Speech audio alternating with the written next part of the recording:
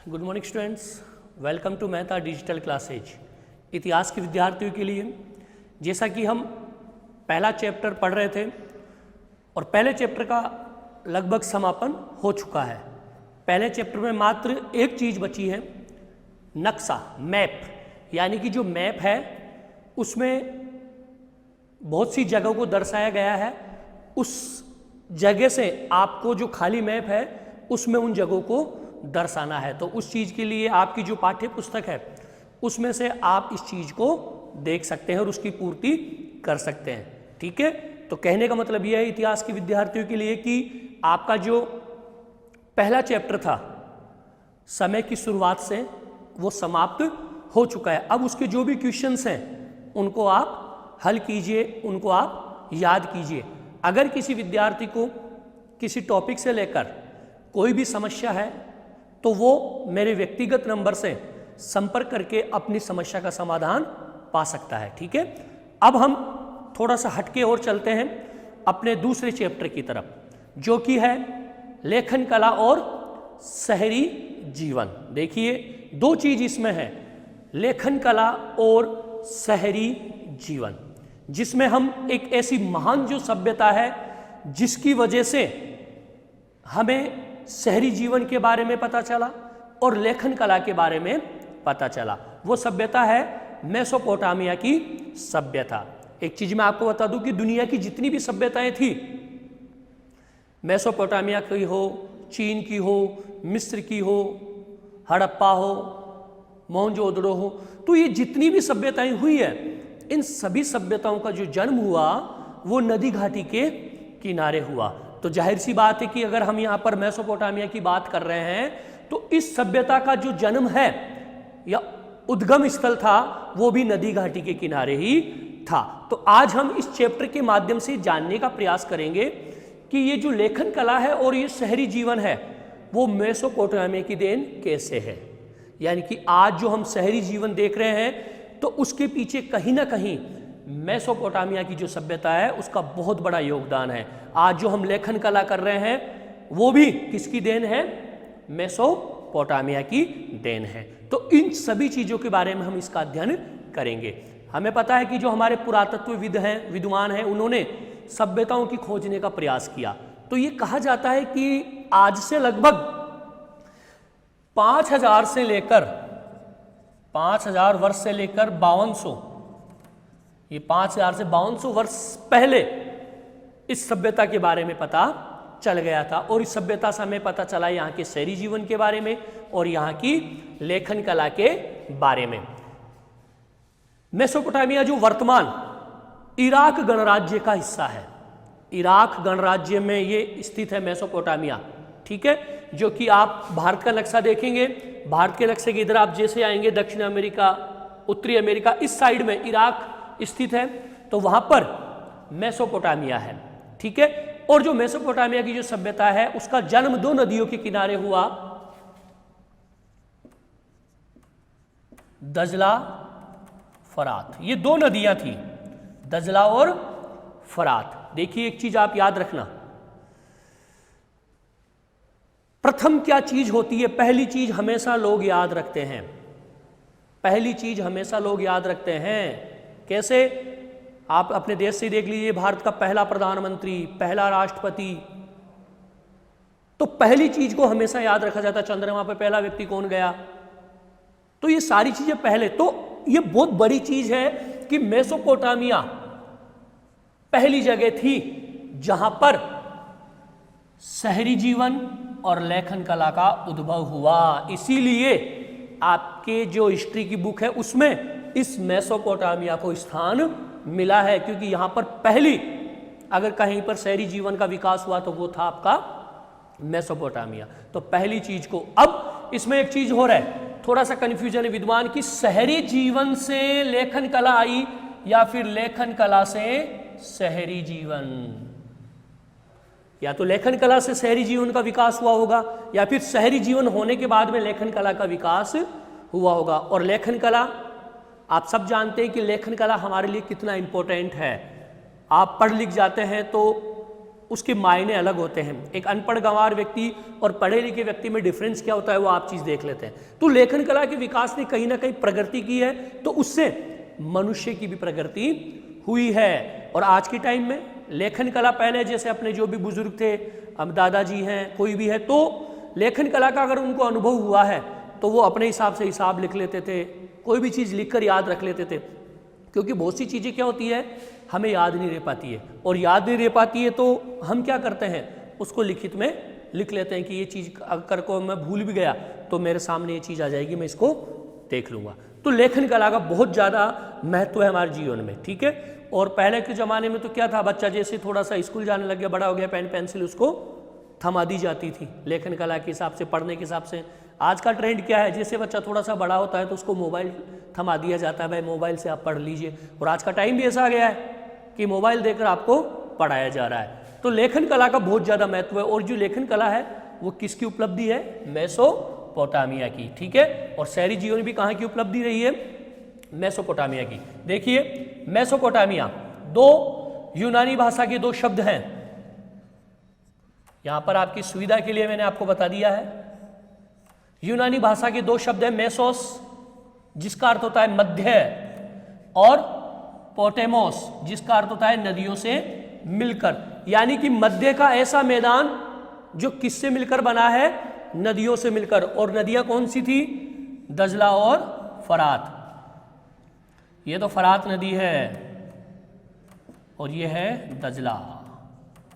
तो इन दोनों नदियों से मिलकर जो मैदान बना हुआ है, ये मैदान बना हुआ है, ये नदियां बहती है। नदियां बहकर क्या है, अपने साथ उपजाऊ मिट्टी ले जाती है, उपजाऊ मिट्टी ले जाकर इसने क्या बना दिया, मैदान बना दिया, मैदान बना दिया। और ये मैदान क्या कहलाता है, मेसोपोटामिया का ये मैदान है। यहाँ पर ये सभ्यताएं जन्म ले रही है, यहाँ पर नए नए शहर बस गए हैं, नए नए नगर बस गए हैं। लेकिन किस नदी की देन है, दजला और फरात। तो ये इस साइड में तो फरात नदी है, ध्यान रखेंगे, और इस साइड में कौन सी नदी है, दजला नदी है। और इनका जो मैदान है, मिलकर बनने वाला मैदान ही कौन सा है, मेसोपोटामिया, ठीक है। और इराक गणराज्य का ये एक भाग है, जिसमें अगर मेसोपोटामिया की बात करें तो इसमें चार ऐसे नगर हैं जिनके बारे में हम अध्ययन करेंगे। चार नगर, एक तो है उरुक, ठीक है, एक है आपके बेबीलोन और एक है मारी और बेबीलोन। ये लो, ये चार ऐसे नगर हैं जिनके बारे में हम इसका अध्ययन करेंगे, ठीक है। अब आप ये देख लीजिए फरात और दजला। नक्शा आपने देखा होगा कि ऊपरी जो हिस्सा होता है वो उत्तरी भाग होता है। तो इसका जो उत्तरी भाग है, ये उत्तरी भाग है, ये तो कहलाया असीरिया, यानी उत्तरी भाग असीरिया। ध्यान से देखेंगे, उत्तरी भाग तो क्या कहलाया, असीरिया, यानी इस वाले उत्तरी भाग को क्या कहा जाता है, ऊंचे वाले भाग को असीरिया। और ये इधर कौन सा भाग आ गया, दक्षिणी भाग। दक्षिणी भाग कहलाया सुमेर, दक्षिणी भाग सुमेर, अक्कड़, और यहीं से बस बना एक शहर बेबीलोन। और इन सभी का जो संयुक्त नाम बना आगे चलकर वो हो गया बेबीलोनिया।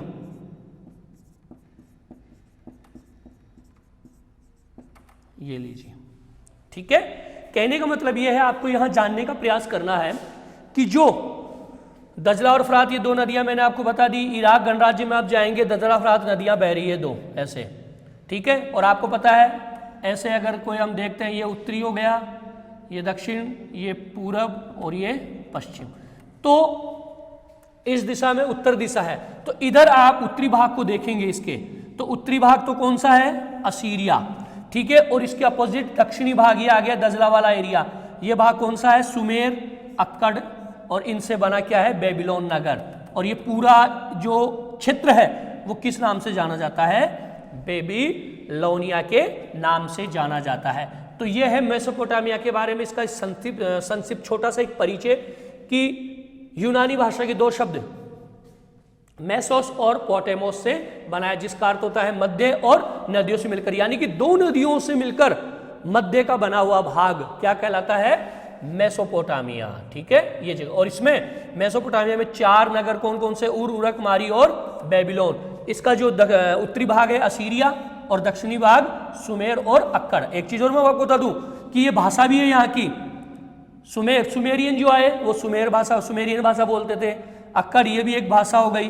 तो ये कहीं ना कहीं ये क्षेत्र इनकी भाषा की वजह से भी जाने जाते हैं। और एक चीज मैंने बता दी, लगभग 5000 से 5200 वर्ष पहले इस सभ्यता का हमें होने का पता चलता है। शहरीकरण और लेखन कला के बारे में हमने जान लिया। इसके बारे में हमने जान लिया कि कौन सी 2 नदियों के बीच में बना हुआ ये मैदान है। इसके 4 प्रमुख नगर कौन कौन से हैं। उसके बाद में आप एक चीज देखेंगे, इतिहास को जानने के कई स्रोत हैं। अगर हमें इतिहास को जानना है तो उसके लिए जरूरी है कि हम पिछले जो भी स्रोत हैं उनके बारे में अध्ययन करें। तो मेसोपोटामिया की जो सभ्यता थी उसको जानने के स्रोत कौन कौन से थे, ये मैंने यहाँ पर आपकी याददाश्त के लिए लिख दिया है कि आप इस चीज को देखकर देख लें। जैसे इमारतें हैं, जब यहाँ पर खुदाई की गई, खोज की गई तो बड़ी बड़ी इमारतें मिली, जिससे क्या पता चलता है कि यहाँ पर शहरी जीवन का विकास हो चुका था। उसके बाद में मूर्तियां, कोई भी खुदाई में मूर्ति मिली होगी तो उससे पता लग जाता है कि उस समय के जो व्यक्ति थे वो मूर्तिकार भी थे, मूर्ति बनाने में कुशल भी थे। उसके बाद में है कब्रें। इसके बारे में हम जान सकते हैं कि वहां पर कब्र, जो व्यक्ति मर जाता था तो उसको कब्र में दफना दिया जाता था। उसके बाद में है आपके आभूषण, जो भी खुदाई के दौरान आभूषण मिले उनसे भी पता लगता है कि वहां के लोग संपन्न थे या नहीं थे, किस प्रकार के आभूषण पहनते थे। औजार, हर जगह जितनी भी सभ्यताएं आप देख लीजिए, सभी जगह पत्थर के औजार मिले हैं और कुछ विकसित औजार भी मिले हैं जिनसे पता लगता है कि ये औजार किस काम में आते थे। उसके बाद में मुद्राएं किसी भी रूप में हो सकती है, लोहे की हो सकती है, तांबे की हो सकती है, कांसे की हो सकती है। मुद्राएं पहले अपने जो हड़प्पा सिंधु सभ्यता में तो क्या होता था कि जो व्यापार जो होता था वो वस्तु विनिमय के रूप में होता था, वस्तु के बदले में वस्तु। लेकिन मेसोपोटामिया की सभ्यता में जो व्यापार होता था वस्तु के बदले में मुद्रा, ये एक विकसित रूप था। पहले तो क्या था, मैंने कोई वस्तु ली तो वस्तु दे दी, ठीक है, बराबर हो गया। लेकिन मेसोपोटामिया में वस्तु के बदले में क्या दिया जाता था? मुद्राएं दी जाती थी। मिट्टी पट्टिकाएं कहने का मतलब पहले इतना तो था नहीं भाई, कागज पेन आ गया था। तो ये जो लकड़ी से लिखना, कलम के रूप में कुछ बना लेना, उनसे लिखना, ये विकास हो चुका था। और वो लोग क्या करते थे कि जैसे गीली मिट्टी होती थी उसके ऊपर पानी डालकर उसके ऊपर कुछ ना कुछ लिख देते थे और फिर उसको सुखा देते थे। तो वो ऐसे कैसे वो चीज वहां पर रह जाती थी। और फिर वो क्या करते थे, जैसे गीली दीवारें हैं उन पे रगड़ कर कोई चीज लिख दी, चट्टानें हैं उन पे लिख दिया। तो ये सारी चीजें वहां पर मिली जिनसे हमें मेसोपोटामिया की सभ्यता और वहां के इतिहास के बारे में जानकारी प्राप्त होती है। और लिखित दस्तावेज, बहुत सी जब खुदाई की गई तो वहां पर लिखे हुए कई ऐसे दस्तावेज मिले हैं जिससे इस बात का पता चलता है कि मेसोपोटामिया की सभ्यता कैसी थी, वहां के लोग कैसे थे, वहां के नागरिक कैसे थे। लेखन कला का विकास हो चुका था, शहरी जीवन का विकास हो चुका था। लेकिन शहरी जीवन बहुत अच्छी चीज है, शहरी जीवन हम मानते हैं, लेकिन कुछ पॉजिटिविटी के साथ साथ नेगेटिविटी भी होती है। शहरी जीवन ऐसा नहीं कि 100% शहरी जीवन सही होता है, कुछ कमियां भी होती है। तो इसीलिए हमें किसके ऊपर डिपेंड रहता है? गाँव के ऊपर भी डिपेंड रहना पड़ता है। शहरों में जाकर आपको रोजगार अच्छा मिल जाएगा, ठीक है, आप अच्छा खा लेंगे, अच्छी जगह से रह लेंगे, आपको अच्छी मेडिकल, आपको अच्छी एजुकेशन मिल जाएगी। बट हमें पूरी तरह से हम ये नहीं कह सकते कि शहरों पर निर्भर है, हमें गाँव की ओर भी निर्भर रहना पड़ता है। क्योंकि खाने के लिए जो अनाज आएगा वो कहाँ से पैदा होगा? गाँव से। तो कुछ अच्छाइयाँ भी हैं शहरी जीवन में और कुछ कमियाँ भी हैं, तो वो उन चीज़ों को बाद में हम डिस्कशन करेंगे। तो ये है मेसोपोटामिया के बारे में जानकारी कि शहरी जीवन का विकास सबसे पहले यहाँ हुआ, लेखन कला का विकास यहाँ पर हुआ। मेसोपोटामिया का अर्थ मैंने आपको यहाँ पर बता दिया, कौन कौन सी 2 नदियाँ थी ये मैंने आपको बता दिया, कौन से नगर थे प्रमुख उसके बारे में हमने बता दिया। उत्तरी भाग में क्या कौन सा भाग कहलाता था उत्तरी भाग, दक्षिणी भाग क्या कहलाता था, ठीक है। और मेसोपोटामिया के इतिहास को जानने के स्रोत, इन सभी के बारे में हमने अध्ययन कर लिया है। तो ज़्यादा इसमें ध्यान देने की आवश्यकता नहीं है आपको, जो मैंने आपको बताया है उसको आप ध्यान से पढ़ेंगे तो इजीली ये चैप्टर आपके आराम से समझ में आ जाएगा, ठीक है। अब उसके बाद में हम जानते हैं कि वहां की भौगोलिक स्थिति, मेसोपोटामिया की भौगोलिक स्थिति।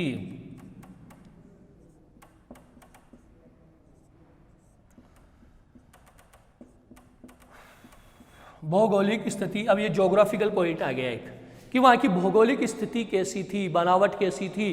अब आप थोड़ा सा उधर जाएंगे तो उधर पथरीला एरिया भी है, रेगिस्तान का एरिया भी है और हरा भरा एरिया भी है, ऐसा कुछ नहीं है। सभी चीज़ों का वहाँ पर क्या था, मिश्रण था। और एक चीज़ मैंने आपको ये बता दी थी कि भाई भौगोलिक स्थिति के लिए आप क्या करेंगे, 4 भागों में डिवाइड कर दीजिए। यह आपके उत्तर हो गया, ये दक्षिण हो गया, ये पूर्व हो गया और ये पश्चिम हो गया। ठीक है, अब ये पूर्व हो गया, ये पश्चिम हो गया, ये दक्षिण हो गया और ये उत्तर हो गया। ऐसे भारत का नक्शा भी तो ऐसे बना हुआ है ना, ऐसे बन के ऐसे जाके ऐसे ऐसे। ठीक है, तो ये भारत का नक्शा ऐसे बना हुआ है तो पता लग जाता है ये दक्षिणी क्षेत्र है, ये पश्चिमी क्षेत्र, ये पूर्वी क्षेत्र है और ये उत्तरी क्षेत्र है। पता लगता है हिमालय का पर्वत यहाँ पर है, इधर हिंद महासागर है, इधर रेगिस्तान आ गया, इधर बंगाल की खाड़ी आ गई। तो ऐसे पता लगा लेते हैं हम इन चीज़ों का, भाई उत्तर में क्या है, पूर्व में क्या है। तो यही चीज़ हमें मेसोपोटामिया के बारे में जानकारी प्राप्त करनी है। ये देख लिए,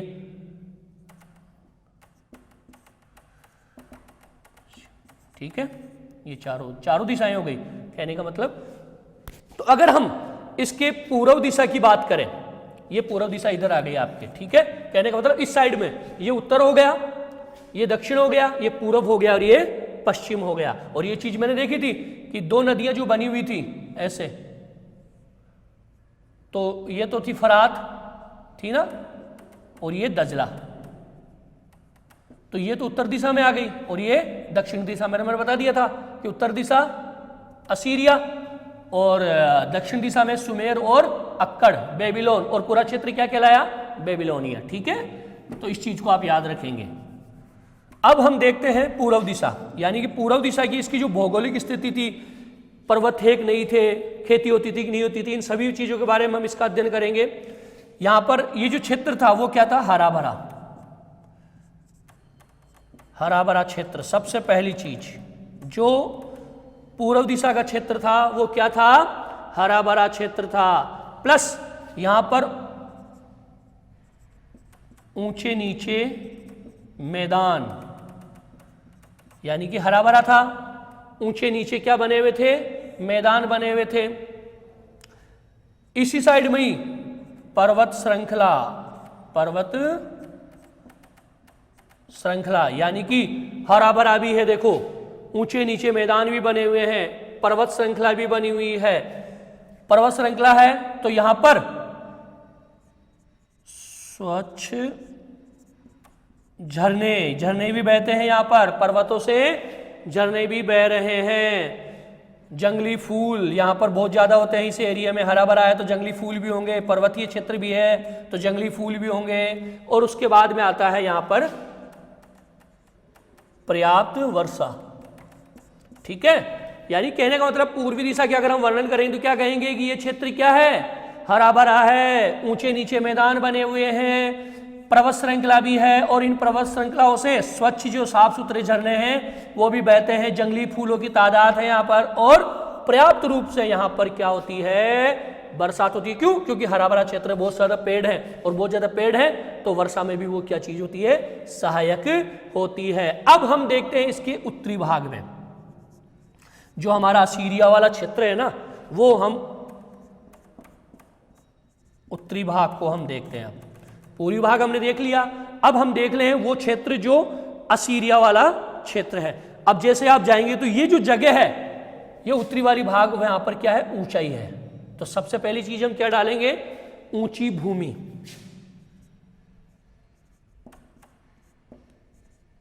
ऊंची भूमि, जैसे जैसे क्योंकि आप ऊंचाई पे जाओगे तो वहां पर क्या है, ऊंची भूमि नजर आएगी।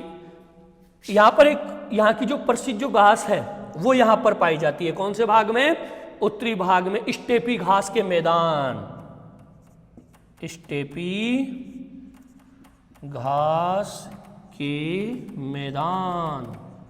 यानी कहने का मतलब स्टेपी जो घास है वो यहाँ की जो घास है ना उसका नाम है, और अलग अलग क्षेत्रों में जो घास होती है उसको अलग अलग नाम से जाना जाता है। जैसे कुछ क्षेत्रों में कई ऐसी जगह है जहाँ पर पंपास, घास को पंपास कहते हैं।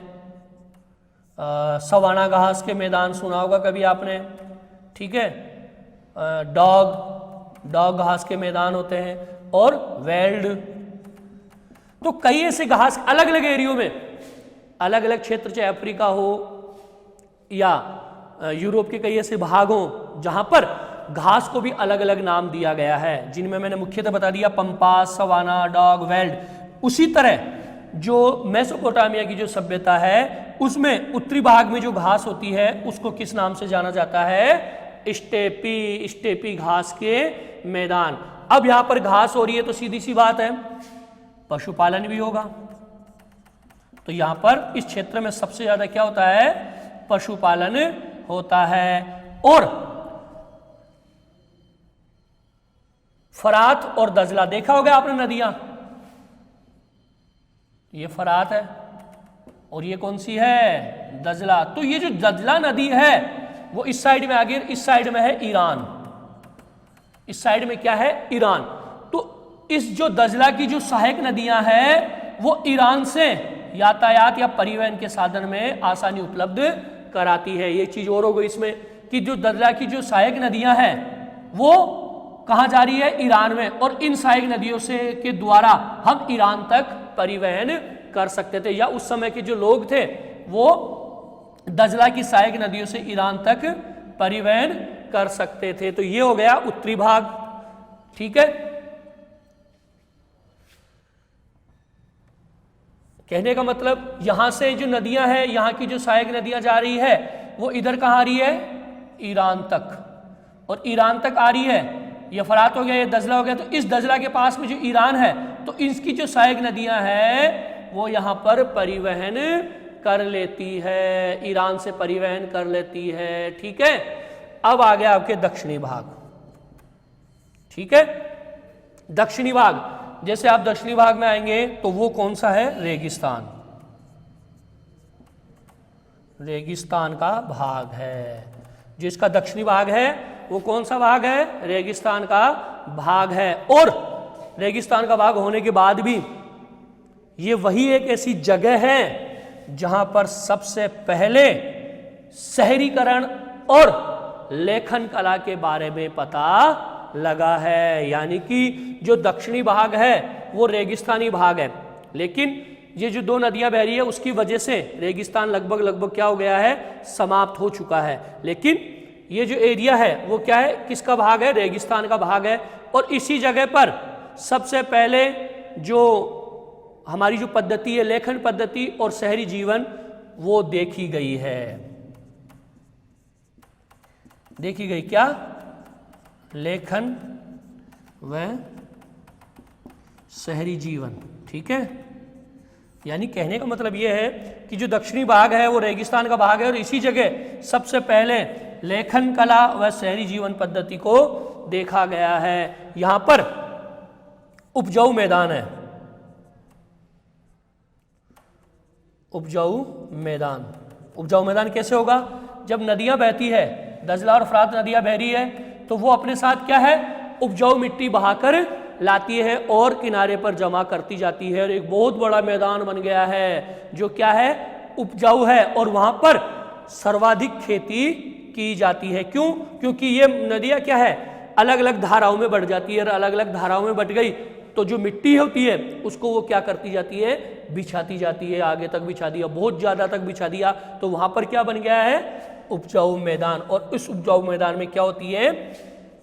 कृषि होती है, खेती का कार्य होता है। खेती में प्रमुख रूप से गेहूं, जौ, मटर और मसूर, ये उपज पैदा की जाती है। तो ये हो गया मेसोपोटामिया की भौगोलिक स्थिति। कि भौगोलिक स्थिति कैसी है?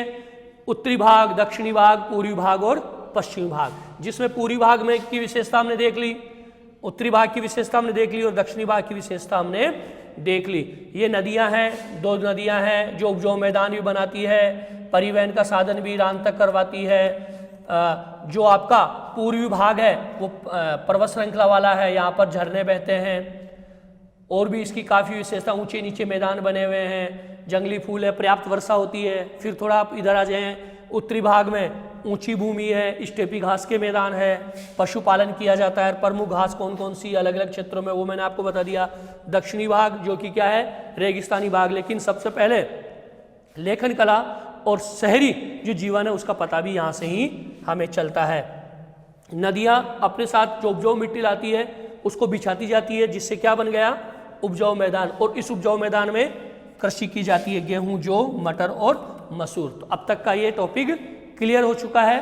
कौन सा, लेखन कला और शहरी जीवन। और इसमें किसको फोकस किया गया है, मेसोपोटामिया की सभ्यता को।